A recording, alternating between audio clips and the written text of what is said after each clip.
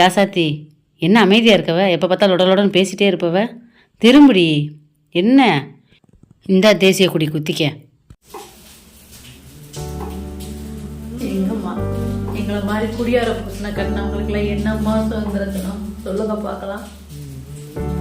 என் பிள்ளை ரேஷன் அரிசி சாப்பாடை சாப்பிட முடியாது. உங்ககிட்ட ஒரு 500 ரூபா வாங்கிட்டு போய் வச்சிருந்தேன்னா அரிசி வாங்கி வச்சிடலாம், பிள்ளைகிட்டே கொடுப்போம், டாய் கொடுத்துடலாம், சாப்பிட விட்டு அளவு பத்தில கிடக்கு.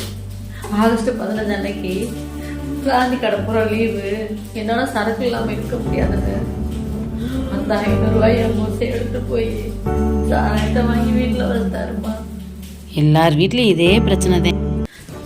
இந்த சாமிய நாட்டுக்கு சுதந்திரம் வாங்கி கொடுத்துருச்சுமா. எங்களை மாதிரி பொம்பளைகளுக்கு குடியாரிங்க கிட்ட இருந்து என்னைக்குமா சுதந்திரம் கிடைக்க போகுது? சரி விடுடி, எல்லாம் மாறும். இது கவர்மெண்ட் தான் ஒரு நல்ல முடிவு எடுக்கணும். என்ன